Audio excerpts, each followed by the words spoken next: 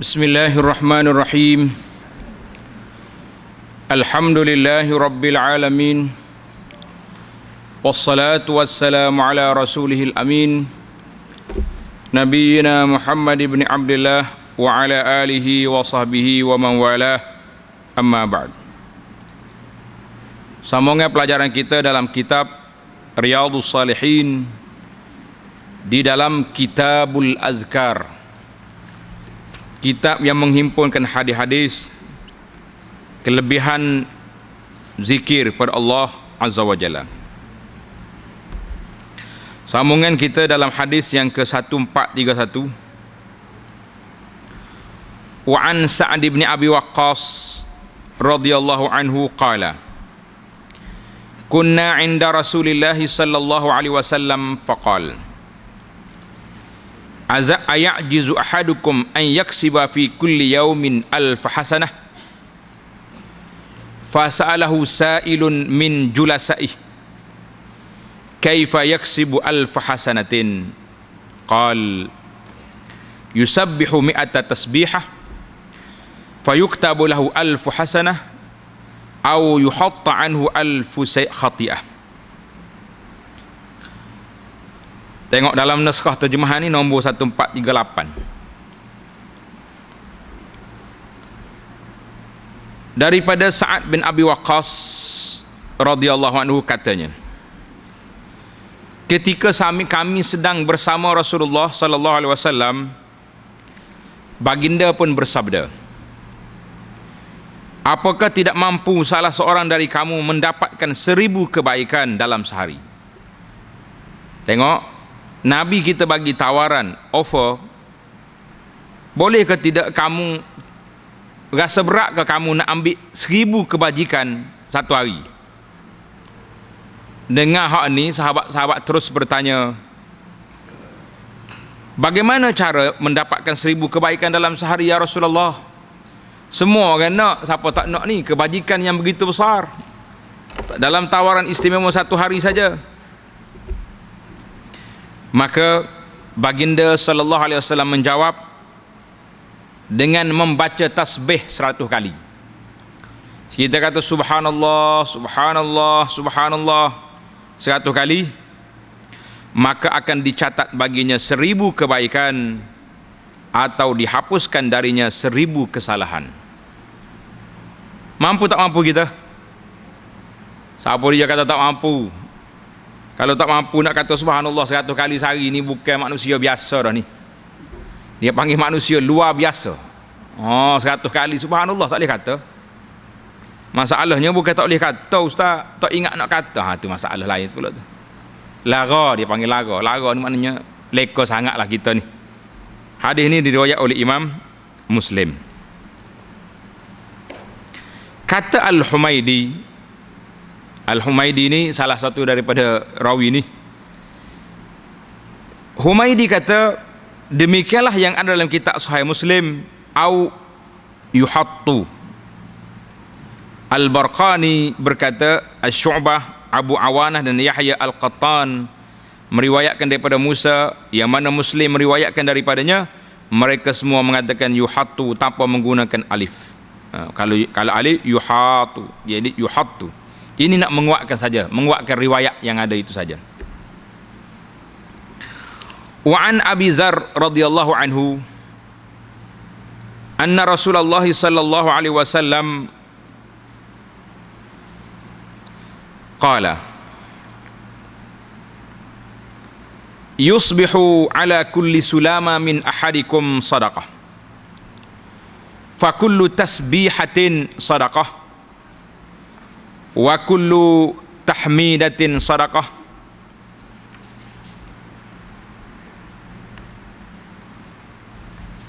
wa kullu tahlilatin sadaqah wa kullu takbiratin sadaqah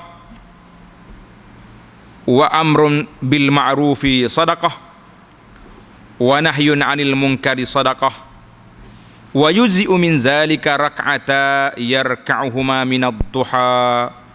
Rawahu Muslim. Allahu Akbar.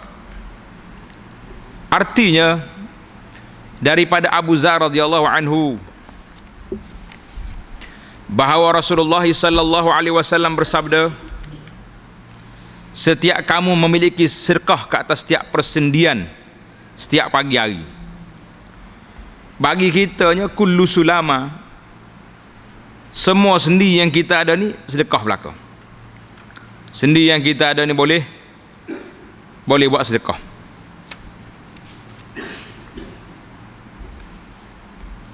Setiap tasbih sedekah. Bila kita kata subhanallah, sedekah lah tu. Setiap tahmid alhamdulillah, sedekah. Setiap tahlil, apa dia tahlil? Bacaan la ilaha illallah. Mana tahlil?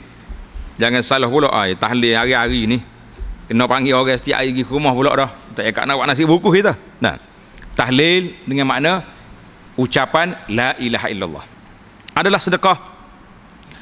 Setiap takbir Allahu akbar sedekah.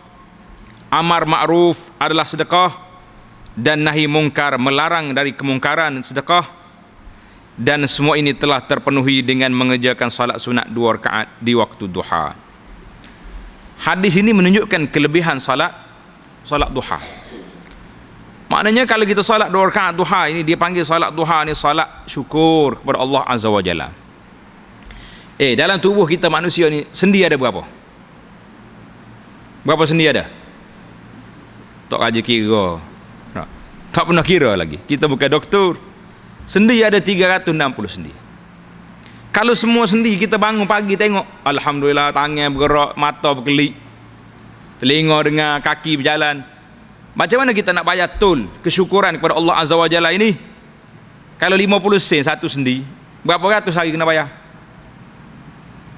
180. Mana ada duit 180. Kerja pagi sampai gelap pun boleh RM20 ya. Nak bayar tu dia.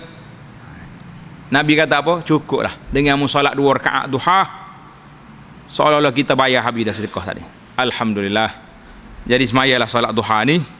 Jadi 2 rakaat duha yang kita salat itu diibaratkan seperti bayar kepada tanda syukur kita kepada Allah Azza wa Jalla. Setengah orang dia salah faham bila sebut salat duha ni salat murah rezeki. Siapa dia salat duha, projek mudah dapat. Duk kira nak projek dah dia ni. Salat duha ni salat syukur pada Allah Azza wa Jalla kerana semua anggota kita bergerak. Saya sakit dah, stroke. Sebahagian yang bergerak. Alhamdulillah, sebahagian bergerak juga sebahagian lagi. Ramai dah orang lain mati dah pun. Tak bergerak-gerak dah dia punya itu dah. Hadis yang seterusnya.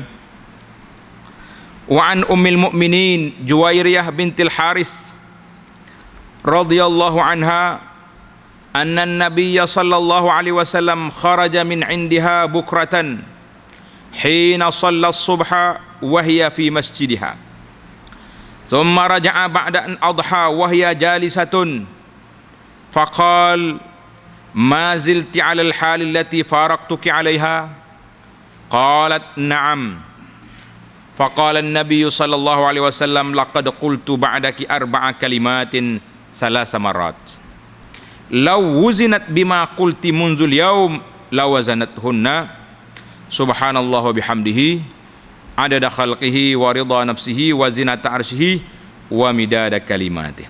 Rawahu Muslim. Artinya daripada Ummul Mukminin. Ingatlah, kalau sebut Ummul Mukminin itu maksudnya isteri Nabi. Isteri Nabi ini bertaraf dia ibu kepada orang mukmin. Wa ummahatuhu wa azwajuhu ummahatuhum. Allah Taala beri jawatan dalam Quran, isteri-isteri Nabi itu ibu kepada orang mukmin. Maknanya lepas Nabi kahwin, semua tak boleh kahwin dengan isteri Nabi. Nama dia Juwairiyah bintil Haris. Sesungguhnya Nabi SAW keluar dari rumahnya untuk mengerjakan salat subuh di masjid. Nabi kita keluar pergi sembahyang subuh. Kemudian kembali pada waktu duha, sedangkan beliau yakni Juwairiyah sedang duduk situ. Maka baginda bersabda, kamu masih dalam keadaan seperti aku tinggalkan tadi? Maknanya anti duduk sini, duduk berzikir daripada pagi tadi ni sampai saya balik dah duha ni. Jawab Juwairiyah, benar ya Rasulullah, saya di sini tadi lagi, tak berhenti-henti. Lalu Nabi SAW bersabda, aku telah membaca 4 kalimah. 4 kalimah sesudahmu sebanyak 3 kali, dan seandainya ditimbang dengan yang kamu baca sejak subuh tadi, nescaya ia akan sama. Lawazinat tu boleh lawan hakmu tadi. Aku baca tak apa seminit, kamu baca daripada pagi sampai sekarang tak sama lagi. Ikut apa Nabi kita baca ni. Subhanallah wa bihamdih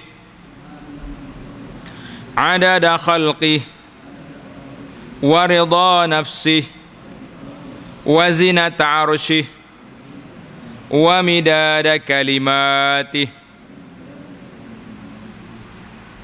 Berapa kali baca ni?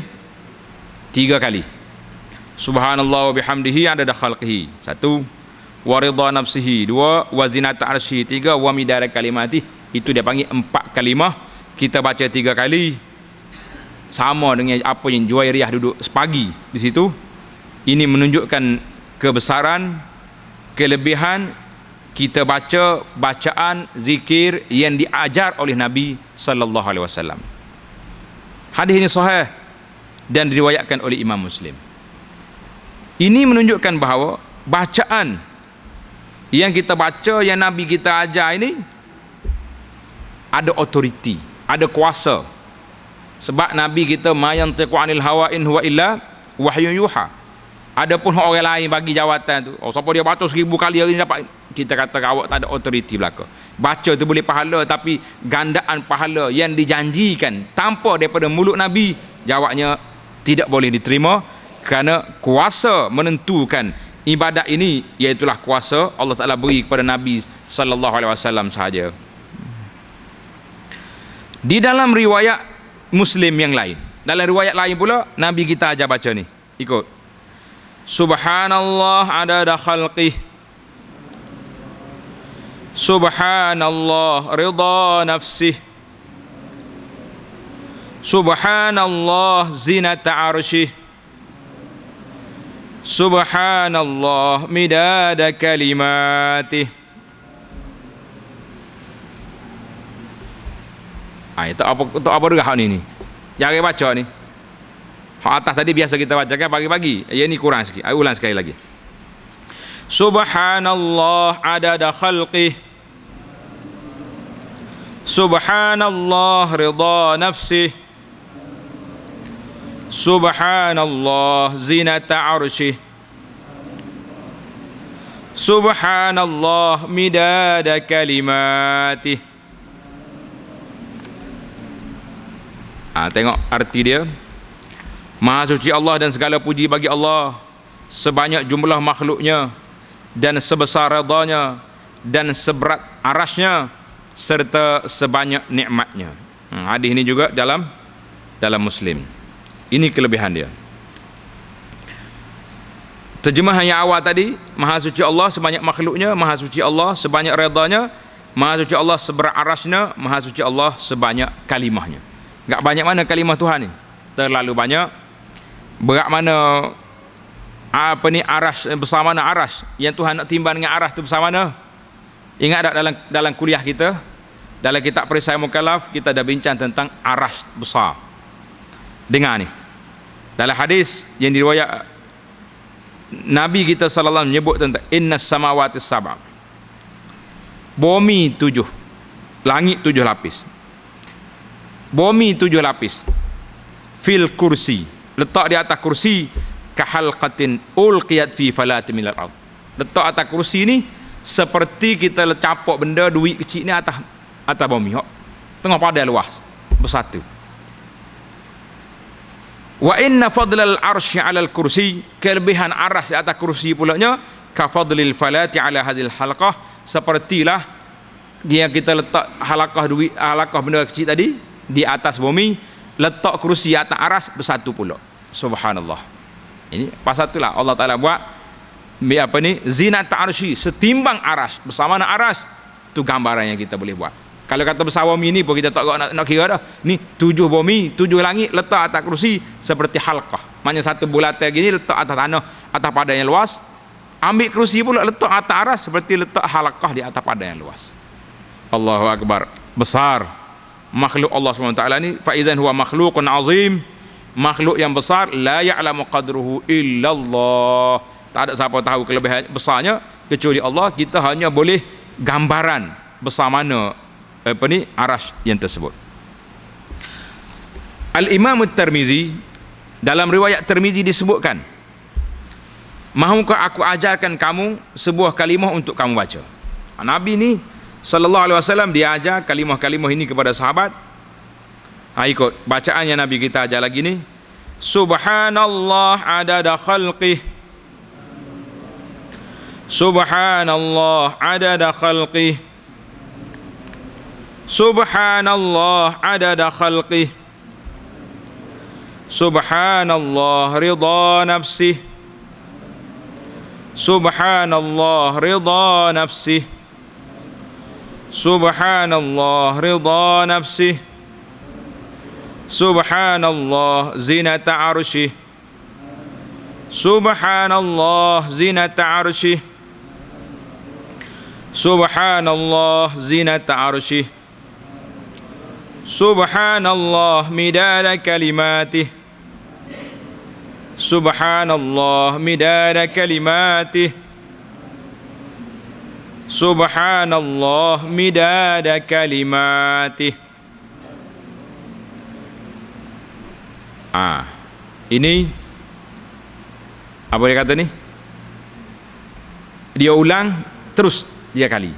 Riwayat lain tadi salah samarat 3 kali. Hak ni dia panggil praktik. Terus dibawa 3 kali. Artinya inilah cara bacaannya. Inilah cara bacaannya.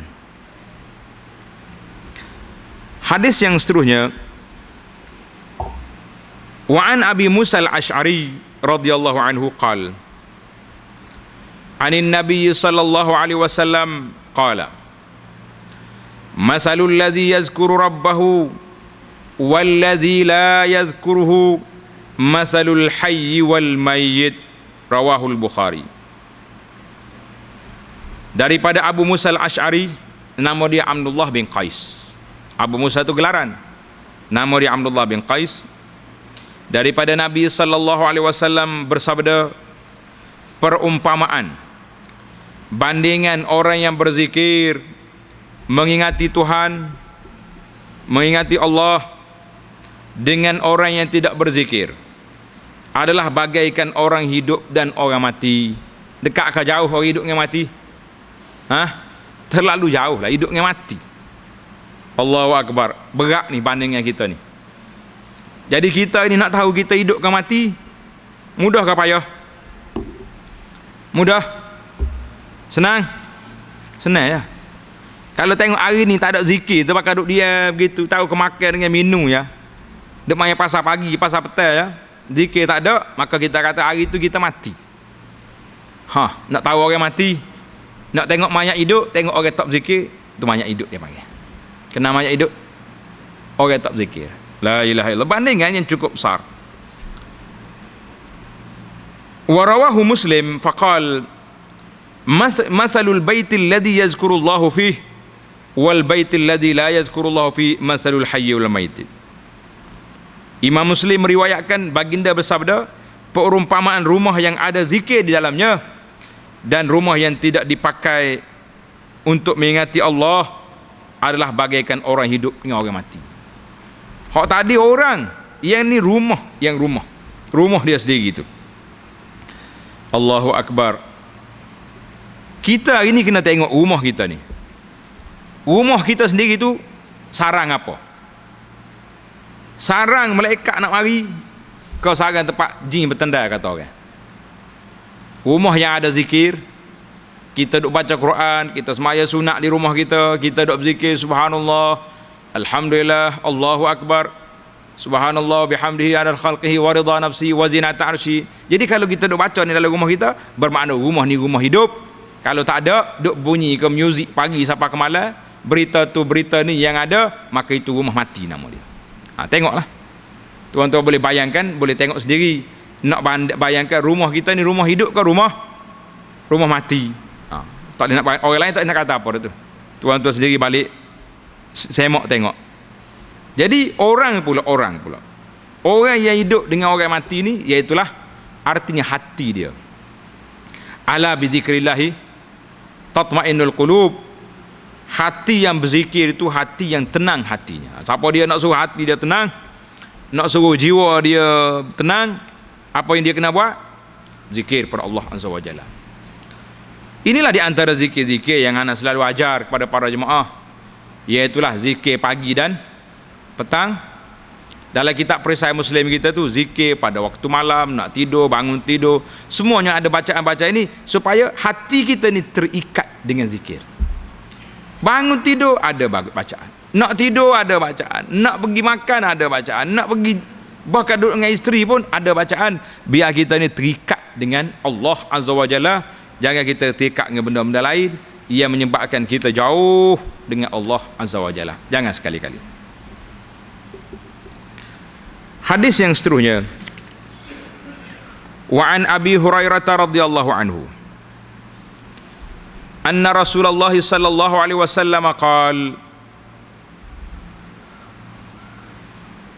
yaqulu Allah ta'ala ana 'inda dhanni 'abdi bi wa ana ma'ahu idza zakarani. Ana 'inda dhanni 'abdi bi wa ana ma'ahu idza zakarani. Fa in zakarani fi nafsihi zakartuhu fi nafsi. Wa in zakarani fi mala'in zakartuhu fi mala'in khairin minhum. Muttafaqun alaih. Artinya daripada Abu Hurairah radhiyallahu anhu bahawa Rasulullah sallallahu alaihi wasallam bersabda, Allah berfirman, aku bergantung kepada keyakinan hamba-hambaku terhadapku. Dengar ni, Allah dia buat kepada kita ni mengikut apa keyakinan kita tentang Allah. Dan aku ada bersamanya dia jika dia berzikir untuk mengingati aku. Allahu Akbar. Dia panggil ma'iyatullah, Tuhan bersama kita. Bukan makna Tuhan mari duduk sebelah. La.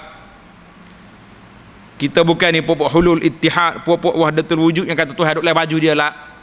Tapi kita mana aku bersama dengan dia, artinya Allah Ta'ala ingat kepada kita ni, Allah Ta'ala beri pertolongan kepada kita bila iza zakarani, apabila dia mengingatkan aku. Bila kita sebut nama Allah, Allah beringat kita.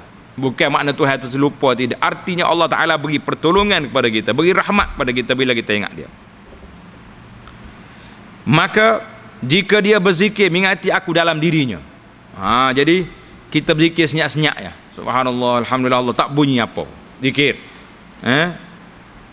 Kita sebut dengan lidah kita tapi perlahan, orang lain tak dengar. Jika dia berzikir dalam dirinya, maka aku akan mengingatkan dalam diriku. Jika dia ingat aku di tengah keramaian, maka aku akan ingat dia di keramaian yang lebih baik daripadanya.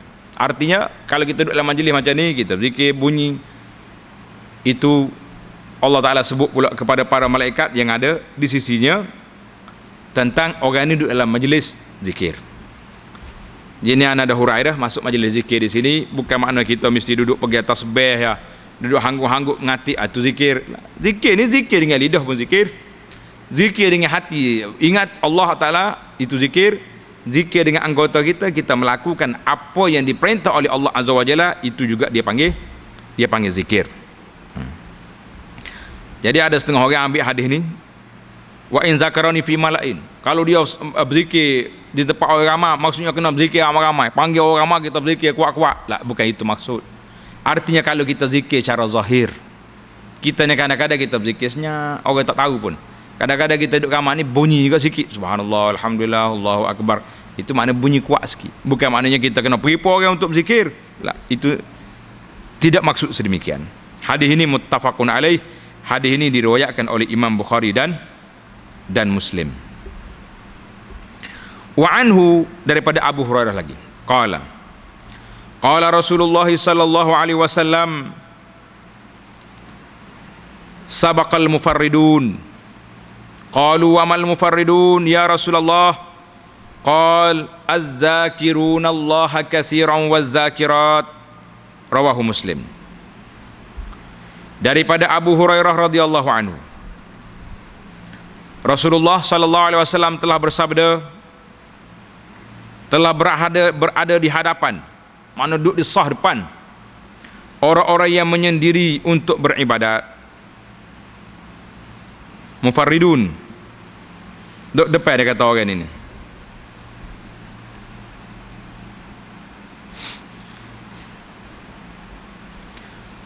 Kemudian mereka bertanya, sahabat-sahabat mari tanya Rasulullah, wamal mufarridun, apakah ini maksud dengan orang yang menyendiri itu? Siapa dia? Baginda sallallahu alaihi wasallam menjawab, orang-orang yang selalu berzikir dan banyak mengingati Allah dari kaum lelaki dan perempuan. Ingatlah, laki-laki dengan perempuan yang banyak mengingati Allah azza wa jalla, maka orang ini dia panggil orang yang menyendiri, orang yang pergi cepat, orang yang duduk depan. Siapa dia? Orang yang banyak berzikir pada Allah azza wa jalla. Hadis ini diriwayat oleh Imam Muslim. Jadi para jemaah sekalian, beberapa hadis yang kita sebut, yang kita belajar pada kali ini, semuanya mengajar kepada kita tentang kelebihan zikir dan kelebihan berzikir dengan zikir yang maksur, yang diajar, yang dia ambil daripada Nabi sallallahu alaihi wasallam. Jadi tuan-tuan jangan duk susah hatilah. Jangan duk rasa duk cerita, ustaz gaduh ajar ya zikir. Buku pun kecil. Zikir-zikir hak mari daripada Nabi saja. Tak sedap. Sebab paling banyak Nabi kita suruh berapa kali? 100 kali baca. Tapi kalau kita ambil zikir orang lain hak bukan mari daripada Nabi, sampai 1000 kali, juta kali pun ada. Terpaksa kena bertapa dalam gua pun ada. Kita kata tak payah, tidak perlu. Yang Nabi kita ajar ni simple, ringkas, mampu dibuat oleh siapa saja. Setara ni zikir yang kita belajar ni, mampu tak mampu kita buat? Siapa kata tak mampu? Kalau kata tak mampu ni orang manusia bukan manusia biasa nak sebut, ni manusia luar biasa. Macam mana tak mampu nak kata subhanallah alhamdulillah wala ilaha illallah Allah akbar? Tak mampu. Nak kata subhanallah saja 100 kali tak mampu. Apa manusia kita? Berat sangat kita ni dengan Allah azza wa jalla sampai nak sebut nama Tuhan tak boleh. Tengok dalam hadis lain, wa an Jabirin radhiyallahu anhu qala sami'tu Rasulullah sallallahu alaihi wasallam yaqul afdaluz dzikri la ilaha illallah. Afdaluz dzikri la ilaha illallah. Daripada Jabir, beliau berkata, aku mendengar Rasulullah sallallahu alaihi wasallam bersabda, sebaik-baik zikir adalah la ilaha illallah. Riwayat oleh Imam Tirmizi dan beliau mengatakan hadis ini hasan. Dan tuan-tuan bacalah dalam buku zikir, tengok. Dalam zikir Imam Nawawi ke, dalam kitab dia Al-Azkar, Imam Nawawi tulis sebuah buku kumpul hadis-hadis tentang zikir saja, nama dia Al-Azkar. Cuma dalam kitab kita ni ringkas je ni. Dia ambil beberapa bab saja, kemudian dia bincang tajuk lain pula. Dalam bab ni pun banyak juga dah ni nak ambil ni. Banyak sekali bacaan-bacaan yang kita ada. Maka zikir yang maksud daripada Nabi, dia tak ada zikir mufrad. Macam Allah saja. Allahu Allah, macam orang duk ngati hari ni. Hanggup-hanggup ngati. Allahu Allah, tak ada. Dia ada la ilaha illallah, subhanallah, itu dia ada. Satu kalimah itu tak ada. Apalagi kalau ada setengah orang ni bukan Allah saja dah, hu saja. Itu tak ada. Kau tak aja dengar hak hu gini. Ada baru ni satu kumpulan, dia ada sebelah dengan kita. Mula-mula berzikir lagi la ilaha illallah, lama lagi pendek Allah Allah, lama-lama hu bila bunyi hu anak, oi kata panggil apa tu? Mana ada hu itu zikir apa hu? Tak ada dalam riwayat-riwayat yang disebut dalam hadis Nabi sallallahu alaihi wasallam mai pakai hu, itu tak ada. Nabi kita ajar lengkap la ilaha illallah, subhanallah, alhamdulillah, subhanallah bihamdihi, itu dia panggil yang ada, mesti ada murakab. Lafaz mufrad itu tak mari. Kita pun belajarlah, tak usah duk cari pelik-pelik lah para jemaah sekalian. Yakin dengan percayalah. Memadailah bagi kitanya apa yang mari daripada Nabi sallallahu alaihi wasallam itu. Nabi kita aja afdaluz zikri. Jadi kita duk diam baca la ilaha illallah, la ilaha illallah. Baca pun jangan nak cepat. La ilaha illallah ni biar kita baca jelira sampai ke hati. La ilaha illallah. Baca. Mana kita ingat tiada Tuhan yang berhak disemua kecuali Allah saja. Biasa ke? Tapi kalau duk main la ilaha illallah siapa kau bergonjang rumah gia 5 masuk. Khusyuk tak khusyuk? Tak khusyuk. Dia nak habis cepat je. Lepas gia 5 sah dah ada jamu itu ni, gulaya pula mari lah. Kita bukan main gia, kita zikir ni untuk menggilakkan hati, mengingati Allah Subhanahu wa taala. Hadis yang terakhir yang kita bincang di sini iaitu hadis tentang pengaduan seorang sahabat. Dengar ni. Kepada pakcik-pakcik saya, makcik-makcik yang tua ni, kau tak ada orang tua sini. Tak ada orang tua, orang lama banyak tak? Orang lama ramai. Kan kita selalu kan jumpa kat Allah doalah saya ni tak larat, tak kuat, sakit. Ni. Soalan daripada Abdullah bin Busri ni, dia tanya bagi pihak orang-orang yang uzur, yang tak kuat, yang sakit, yang bertaraf OKU dalam ibadat seperti kita ni. Tak ada OKU kita ni. OKU ibadat dia panggil. Kalau bab makan hero lagi. Tak.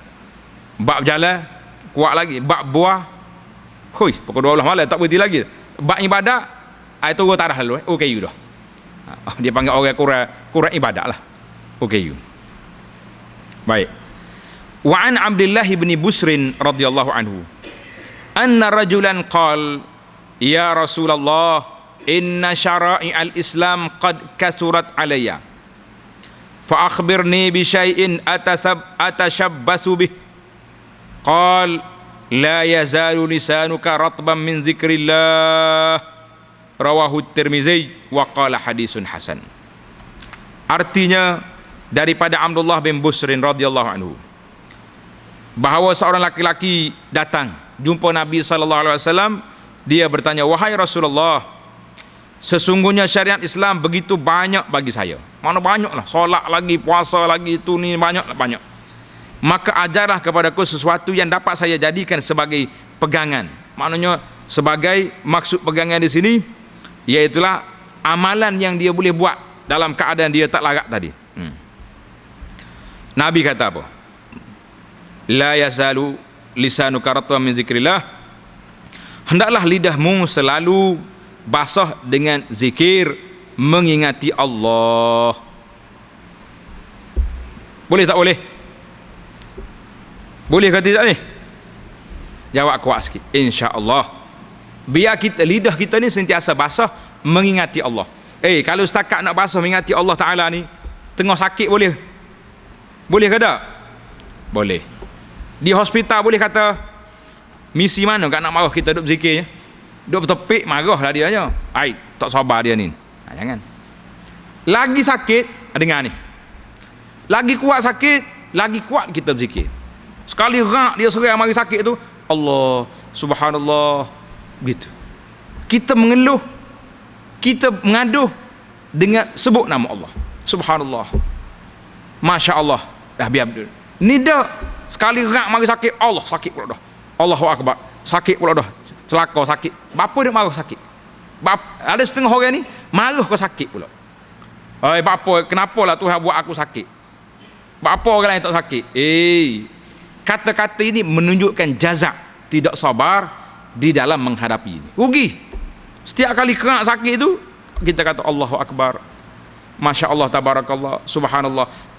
Bila sakit kita ulang kalimah ni, ulang kalimah ni. Jadi mudah-mudahan kalau sakit tu mari daripada syaitan, syaitan pun tak nak ganggu kita. Sebab setiap kali sakit kita sebut nama Allah. Baik aku tak ganggu dia ni. Bukannya nak hak dia nak ganggunya macam mana? Bila sakit kita marah ke Tuhan. Itu lagi kuat. Mari sakit, apalah Tuhan ni. Buat nyanyi sudah. Syaitan mari selalu. Mari, pasal terbuka dah pintu fitnah dalam hati kita tu, iaitulah pintu tidak sabar, pintu tidak redha, banyak. Tak sabar, tak redha dengan ketentuan Allah Ta'ala, Jadi hilang habis pahala sakit kita kerana kita tidak bertempik, duduk mengadu kepada manusia, tidak mengadu kepada Allah Azza wa Jalla. InsyaAllah kita akan sambung lagi perbincangan kita dengan hadis Jabir yang lain pula dalam siri yang akan datang. Subhanakallahumma bihamdika asyhadu an la ilaha illa anta astaghfiruka wa atubu ilaih. Wa sallallahu ala nabiyyina Muhammadin wa ala alihi wa sahbihi ajma'in walhamdulillahi rabbil alamin.